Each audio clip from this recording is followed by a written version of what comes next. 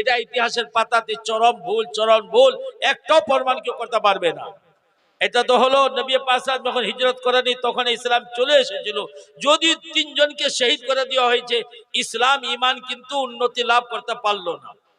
তারপর নবী পাক সাল্লাল্লাহু আলাইহি ওয়াসাল্লাম দুনিয়া থেকে বিদায় নিলেন। আবু বকর সিদ্দিক রাদিয়াল্লাহু আনহু বাদশাহ হলেন। উনার বাদশাহ যুগে খুব ইসলামের প্রতি মুসাইলিমা কাজ্জাব ঝুটা নবী নবুয়তের দাবা করেছিল। জঙ্গে ইয়ামামা হলো, ওই ফিতনা খাড়া হয়ে গেছে। ওই ফিতনা দমন করতে আবু বকর সিদ্দিকের সময় লেগে গেল। হযরত উমর ফারুক বাদশাহ হলেন। হযরত উমর ফারুক রাদিয়াল্লাহু আনহু একদম কন্ট্রোল করতে পারলেন। প্রায় 10 বছর থেকে বেশি ইনার খেলাফত চললো, বাদশাহ চললো। আপনি একটু কাছে চলে আসেন। হযরত উমর ফারুক রাদিয়াল্লাহু আনহু উনি বাহরাইন और ওমানের গভর্নর উসমান ইবনে আবিল আস কে বানিয়ে পাঠিয়ে দিলেন। হযরত উসমান ইবনে আবিল আস সাকাফি তাইফ বাসী, সাকিফ কবিলে সাকিফ, খানদানে সাকিফ তাইফে থাকতো। হযরত উসমান ইবনে আবিল আস কে বাহরাইন ওমানের গভর্নর বানালেন। তো তিনি নিজের ভাই হাকাম ইবনে আবিল আস কেও সহযোগী হিসাবে নিয়ে গেলেন। কিছুদিন পর হযরত উসমান ইবনে আবিল আস নিজের ভাই হাকাম ইবনে আবিল আস কে বললেন, এখানকার কাজ আমি একাই সামলে নিতে পারবো, তুমি যাওগা ভারত যাও, হিন্দ যাও, ওখানে দাওয়াত করতে যাও, ইসলাম প্রচার করতে যাও।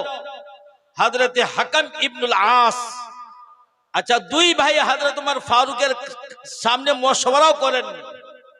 হয়তো হযরত উমর ফারুক মশওয়ারা দিতেন না, কিন্তু হযরত হাকাম ইবনুল আস নিজের ভাই উসমান ইবনুল আসের হুকুম পেয়ে উনি এবার ভারতে সফর করতে করতে বোম্বাই আসলেন।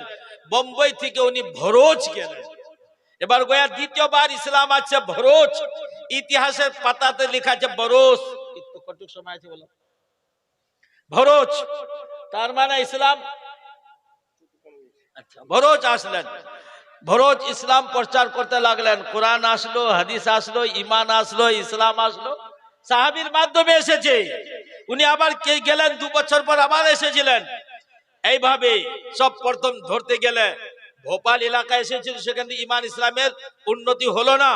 কিন্তু গুজরাটে ঈমান ইসলাম এসে দ্বিতীয়বার আর তৃতীয়বার, সেখানে কিন্তু মুসলমান এবার আস্তে আস্তে হতে লাগলেন। কার উপর জোর জবর কিছু নাই, আখলাক চরিত্র এটা বড় মুবাল্লিগ ছিল। ঈমান আখলাক এটা বড় মুবাল্লিগ ছিল। এর দ্বারাই তাবলীগ হতো, আখলাকের দ্বারাই তাবলীগ হতো। মুসলমান নিজের সততা দেখাতেন, ওই দেখে প্রভাবিত হয়, ইসলাম গ্রহণ করতো, ঈমানের মধ্যে চলে আসতো। এবার কিছুদিন পর আবার যখন আব্দুল মালিক ইবনে মারওয়ানের বাদশাহতের, বনু উমাইয়া বাদশাহতের যুগ আসলো, তখন লঙ্কা থেকে 7খানা নৌকাতে তারা হজ করতে যাবে দরিয়াই রাস্তা দিয়ে। 7খানা নৌকাতে মুসলমান চলে যাচ্ছেন, কিন্তু বাতাসের চক্রান্তে ওই 7খানা নৌকা সিন্ধ, যে এখন পাকিস্তানের এলাকা সিন্ধ দরিয়াতে নদী 7খানা নৌকা ঢুকে পড়লো। সেখানকার রাজা দাহির, ওই রাজার দাহির দেবীর এলাকার একটা গভর্নর ছিল, 7খানা নৌকা ধরে নিয়ে এদেরকে বন্দী করে নিল, জেল করে নিল। ইয়ারা আবার চিঠি লিখলো আব্দুল মালিক মারওয়ানকে, তখন কিন্তু চিঠি দুশ্মনরা পৌঁছানো হতো। চিঠি লিখলো আব্দুল মালিক মারওয়ান, যিনি বাদশাহ ছিলেন, উনি হাজ্জাজকে বললেন, তুমি আমাদের মুসলমানদেরকে যারা সিন্ধ এলাকায় বন্দী হয়ে গেছে তাদেরকে রেহাই করে নিয়ে আসোগা। হাজ্জাজ ইবনে ইউসুফ মোহাম্মদ ইবনে কাসিমকে অর্ডার করলো, উনার ভাইপো এবং জামাই বলা হয়। ইয়ে আবার ইয়াং ছেলে, এরা এবার 3000 মানুষ নিয়ে আফগানের রাস্তায় আসবেন। আসতে আফগানিস্তান ইসলাম প্রচার হয়ে গিয়েছিল। ওখানে আবার 4000 মানুষ সাথ হয়ে গেলেন। 7000 মানুষ আসলেন। দেবের এলাকার গভর্নরকে বলা হলো, আমাদের মানুষকে রিহাই করোগা। রাজা দাহিরকে বলা হলো, রাজা দাহির এলোমেলো করে দিল। তখন মোহাম্মদ ইবনে কাসিম রহমতুল্লাহ আলাইহি চিন্তা করলেন, ওদের 50,000 সৈন্য আছে, আমরা 7000 আছি, কিভাবে আমরা ওদের উপর আক্রমণ করতে পারবো? এক জায়গায় পাড়াও ঢেলেছিলেন, আরাম করছেন, চিন্তা করছেন। মোহাম্মদ ইবনে কাসিম অত্যন্ত বিরেনি, উনি বিচক্ষণ জ্ঞান আল্লাহ দিয়েছিলেন। উনি হঠাৎ করে খবর শুনলেন রাজা দাহির নিজের বোনকে বিয়ে গিয়েছে। একটা সুন্দরী বোন ছিল রাজা দাহিরের, ও কারোর সঙ্গে বিয়ে দেয়নি। অত সুন্দরী মেয়ের অধিকার আমি, নিজে বিয়ে করেছিল। তখন মোহাম্মদ ইবনে কাসিম পয়েন্ট পেয়ে গেলেন, কোন ধর্মতে কোন জাতিতে নিজের বোনকে বিবাহ করা বৈধ নাই। যারা এরকম করবে তারা তারা বুজদিল, তারা যুদ্ধের মাঠে টিকতে পারে না, তারা কাপুরুষ। এটা সিদ্ধান্ত নিলেন, বললেন লস্করদের সৈন্যদেরকে, তোমাদের কোনো চিন্তা নাই, দেশের লোক অত অবৈধ কাজ মেনে নিয়েছে, রাজা দাহির নিজের বোনকে বিয়ে করেছে আর দেশের লোক মেনে নিয়েছে, এরা কাপুরুষ, এরা বুজদিল, এরা ময়দানের যুদ্ধের ময়দানে টিকতে পারে না। এবার ঠিক যুদ্ধ হলো, সেখানে জয়লাভ করলেন মোহাম্মদ ইবনে কাসিম, সেখানে ইসলামী রাষ্ট্র কায়েম করলেন। আব্দুল মালিক বিন মারওয়ান 92 হিজরির কথা এটা, আল্লাহ নবীর জওয়ান 100 বছর হয়নি, 92 হিজরি ইসলামী হুকুমত কায়েম করলেন। তো ওই যে 7000 মানুষ এসেছিলেন, বুকে কোরআন নিয়ে এসেছিলেন, আমলে ঈমান নিয়ে এসেছিলেন, ইসলাম নিয়ে এসেছিলেন। এইভাবে সিন্ধ এলাকায় ইসলাম আসলো, ইসলাম আমরা প্রচার হতে লাগলো। গুজরাট এলাকা বড় বড় মুহাদ্দিস তৈরি হলেন। আবার 159 হিজরিতে খলিফা মেহেদি বিল্লাল আব্বাসী 159 হিজরিতে মুবাল্লিগ পাঠালেন, একটা দল পাঠালেন, যাও সেখানে ভারতে ইসলাম প্রচার করতে লাগোগা। এইভাবে ইসলাম এখানে আসলো। এবার পুরো ইন্ডিয়াতে, পুরো দেশে এবার ইসলাম প্রচার হতে লাগলো। কিন্তু এই চলতে চলতে হাদিসের কিতাব পড়ানো শুরু হলো, আর হাদিসের কিতাব এক জায়গায় পড়ানো হচ্ছে, দ্বিতীয় জায়গায় দমন করানো হচ্ছে, কিন্তু সিলসিলাটা টুটে যায়নি, সিলসিলা টুটে যায়নি। হ্যাঁ, ইংরেজ যখন 1857-এর খুব অত্যাচার করতে লাগলো, মুসলমানদের উপর অত্যাচার করতে লাগলো, তখন হযরত মাওলানা কাসিম শাহ নানুর রহমতুল্লাহ আলাইহ, মাওলানা রশিদ গঙ্গুই রহমতুল্লাহ আলাইহ, উনারা দেখলেন কি যুদ্ধের মাধ্যমে আমরা এবার তাদের কাছে টিকতে পারবো না, আমাদের ইসলাম ইমানকে টিকাতে গেলে আমাদের পদ্ধতি পাল্টাতে হবে, আমার রাস্তা পাল্টাতে হবে। রাস্তা পাল্টালেন, রাস্তা পাল্টানোর জন্য, ইসলামকে টিকে রাখার জন্য, ইমানকে টিকে রাখার জন্য, মুসলমানদের অস্তিত্ব মুসলমান হিসাবে দুনিয়া এই ভারতবাসীতে টিকে থাকবেন, পদ্ধতি পাল্টাতে দরকার ছিল। কেন শামলির যুদ্ধ হলো আর বালাকোটের যুদ্ধ হলো ইংরেজদের সঙ্গে, কিন্তু যুদ্ধতে মুসলমানদেরই ক্ষতি হয়েছে। কিন্তু এবার এইভাবে যদি লাইন না পাল্টানো হয়, তো আমরা আমাদের এই দেশে ইমান, ইসলাম, মাদারিস, মাকাতিব এগুলো টিকিয়ে রাখা খুব কঠিন হয়ে যাবে। এক সময় দিল্লিতে 1000 মাদ্রাসা ইংরেজ নষ্ট করেছে। বাঙ্গালা, কলকাতা থেকে পূর্ণিয়া থেকে ঢাকা পর্যন্ত এলাকা ইতিহাসের পাতাতে লেখা আছে বাঙ্গালা এলাকা বলা হতো।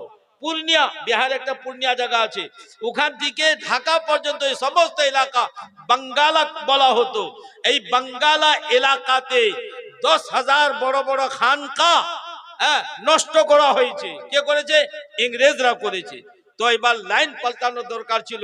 লাইন পাল্টানোর দরকার হিসাবে এবার চিন্তা ভাবনা করলেন, আমাদের ইমানকে টিকে রাখতে গেলে, আমাদের ইসলাম আর তালিম, কোরআন, ইসলাম এগুলো টিকে রাখতে গেলে আমাদের যুদ্ধের লাইনটা বন্ধ করিয়ে এবার আমাদের কি করতে, মাদ্রাসা কায়েম করতে হবে।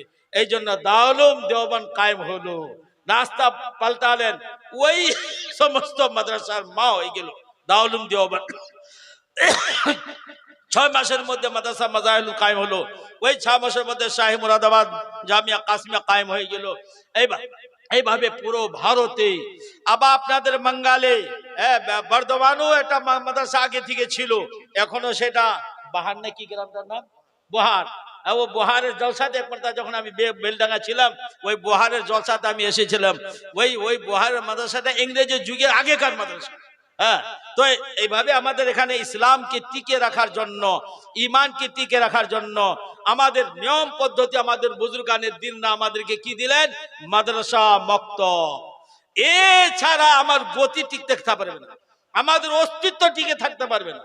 আমাদের অস্তিত্ব হলো, আমাদের জান থেকে বড় প্যারি চিজ হলো আমাদের মাদ্রাসা, দিনী মাদ্রাসা, দিনী মক্তব, দিন কি খানকা। এইগুলো আমাদের অস্তিত্বকে টিকে রাখার জন্য। এই মিটিয়ে যাবে, আমরা শেষ হয়ে যাব। এই যতদিন টিকে থাকবে ততদিন আমরা টিকে থাকবে। জোর গলায় চ্যালেঞ্জ করে বলছি, জোর গলায় চ্যালেঞ্জ করে বলছি। কেন রাশিয়া এলাকায় যেদিন মাদ্রাসা টিকে থাকতে পারলো না, সেই দিন তারা টিকে থাকতে পারলো না, তারা টিকে থাকতে পারলো না। এখন 100 বছর থেকে বেশি সেখান থেকে ঈমান চলে গেছে। সেখানকার আছে মুসলমান, আছে মুসলমান, কিন্তু শুকুরের মাংসকে তারা অবৈধ মনেই করে না। পরিবেশ এইরকম হয়ে গেছে, মুসলমান নাম করা মুসলমান আছে, হ্যাঁ, আর সেখানে আছে মুসলমান আছে, কিন্তু পরিবেশ আপনি ধরতে পারবেন না কে মুসলমান। ওই এলাকায়, যে এলাকাতে বুখারা, হ্যাঁ, তাশকান এলাকা, বড় বড় মুহাদ্দিসরা তৈরি হয়েছিলেন, সব প্রথম এই মাদ্রাসাকে সেখান থেকে নেস্তনাবুদ করা হলো। তারপরে তাদের অস্তিত্ব শেষ হয়ে গেল। আজকে অস্তিত্ব এবার নতুন কিছু মুহাদ্দিসিনরা, আমাদের বুজুর্গানি দিনরা ওই এলাকা যাচ্ছেন, ফেজ পৌঁছাচ্ছেন, বড় বড় মাদ্রাসা কায়েম করছেন। আমাদের এলাকা আলহামদুলিল্লাহ ছোট বড় মাদ্রাসা, এগুলো ইসলামী ছাউনি, এগুলো ইসলামী ছাউনি। এইগুলো আমাদেরকে টিকে রাখতে হবে। আমাদের নিজের অস্তিত্বকে টিকে রাখার পিছনে এইগুলো একান্ত জরুরি। আমাদের ইমানি তাকাদা, আমাদের আখলাকি তাকাদা, এইগুলো আমাদেরকে টিকে রাখতে হবে। যেই দিন আমরা কোরআন হাদিসের শিক্ষা বন্ধ করে আমাদের পিছনে যে চক্রান্ত চলছে, ওই চক্রান্ত হিসাবে তারা যদি কামিয়াব হয়ে যায়, প্রথম টার্গেট হচ্ছে এই মাদ্রাসাগুলোকে নষ্ট করা।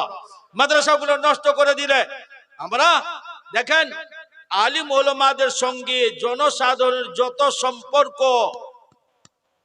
জুড়ে থাকবে, আমাদেরকে কেউ মিটাতে পারবে না। প্রথম চেষ্টা করা হচ্ছে জনসাধারণ মানুষকে আলিম ওলামা থেকে, মাদ্রাসা থেকে সম্পর্ক কেটে দিও। এই জন্য কিছু ইয়াং শিক্ষিত আবুল ধাবুল বলে, এ ফকিরি ভিক্ষা গো, এ ফকিরি ভিক্ষা। তাদের ইমান থাকতে পারে না যে শিক্ষাটাকে ফকিরি ভিক্ষা বলে। এর মৌলবীরা করবে কি, 2-4টা হাফিজ মাওলানা তৈরি করবে, কাল থেকে কাপি ধরাবে আর চান্দা করতে বেড়াবে। এইভাবে ইয়ার কি করে, ঠাট্টা করে ইসলামী তালিমের ওপর।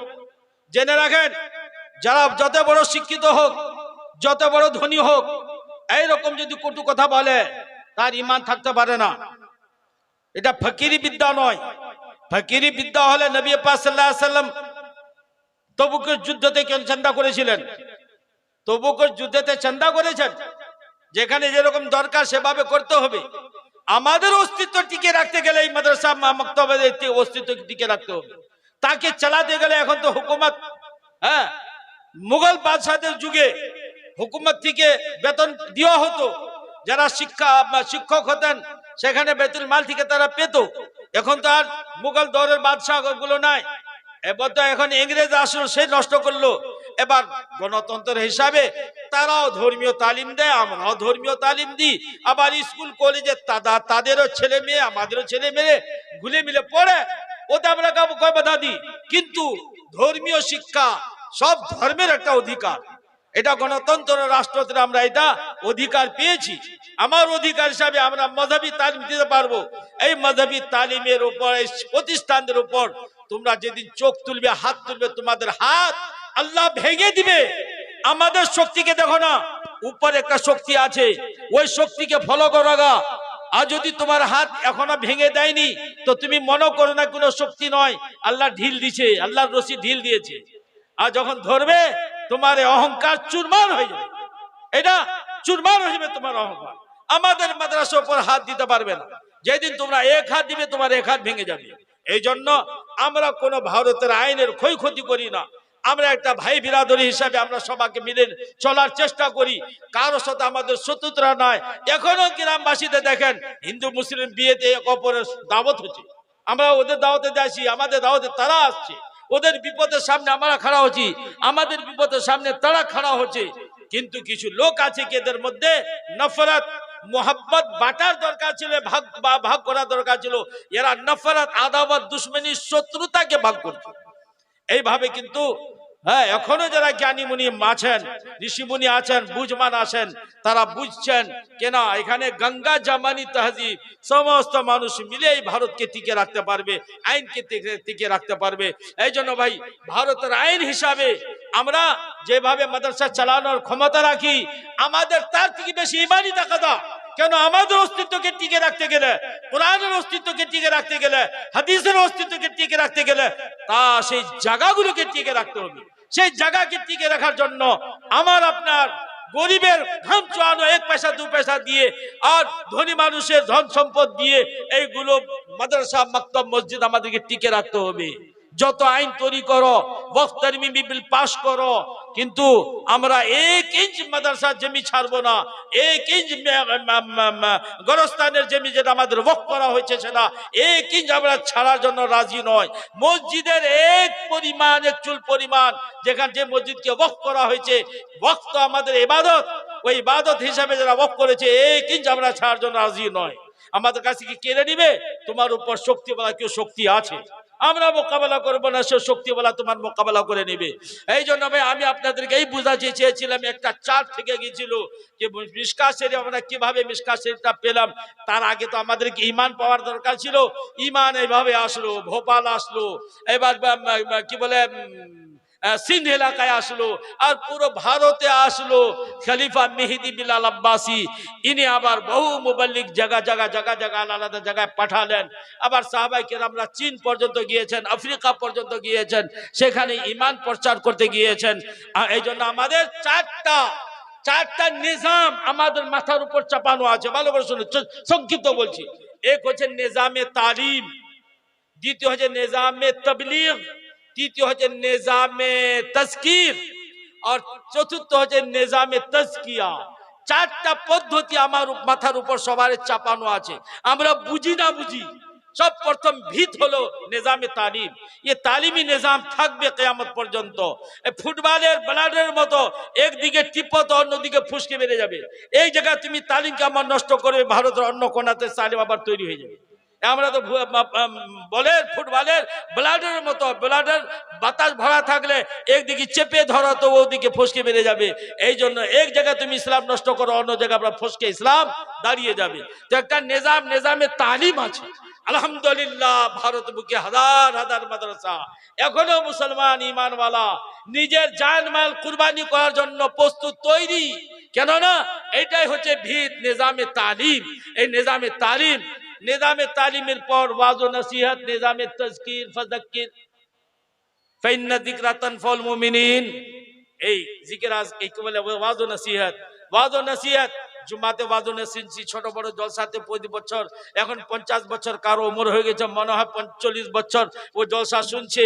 বছরে 10টা যদি জলসা শুনে তো 400 জলসা ও 40 বছর বয়সে শুনে নিয়েছে। কিন্তু আমরা যেখানে আছি ওইখানে, যে ডাঙাতে আছে, যে পানিতে আছে পানিতেই আছে। এটা দুর্ভাগ্য।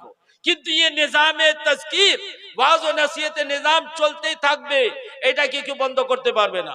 3 নম্বর নিজাম হচ্ছে নিজামে তাবলীগ, দাওয়াত ও তাবলীগ। এটা একটা শিক্ষা লাভ করার একটা পদ্ধতি। সেটাকে কিন্তু আমরা মনে করি কি আমরা কিছু শিখি না আর তাবলীগ করতে যাচ্ছি, তা নয়, ও শিখতে যাচ্ছে। হ্যাঁ, নাম প্রচার হয়ে গেছে মুবাল্লিগ তাবলীগ, কিন্তু ওটা একটা শিক্ষা, বয়স্ক মানুষদের রাস্তাতে চলাফেরাতে শিক্ষা। এটা গ্রামে বেড়াবে আর দোয়া দুরূদ শিখবে, নামাজ শিখবে, এটা আসল শিক্ষারই জন্য।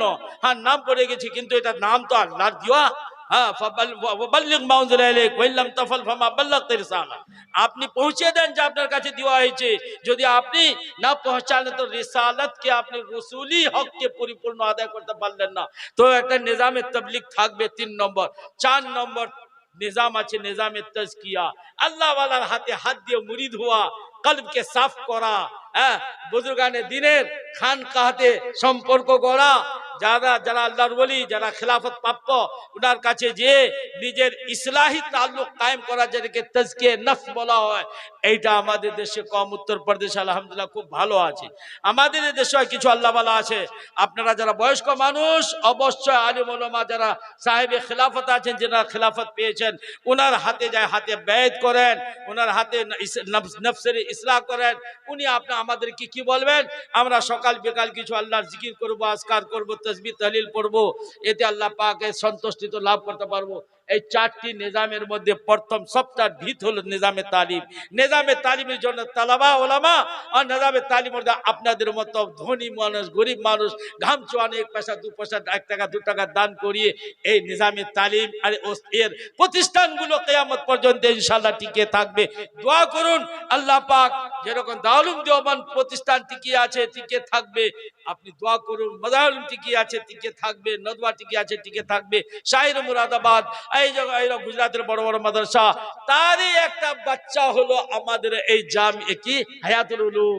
এইটাও যেন কিয়ামত পর্যন্ত আয় ভাইয়ের সঙ্গে উন্নতি লাভ করিয়ে কিয়ামত পর্যন্ত যেন টিকে থাকো। সকলে বলুন আল্লাহুম্মা আমিন ওয়া আখিরু দাওয়ানা আনিল হামদুলিল্লাহি রাব্বিল আলামিন।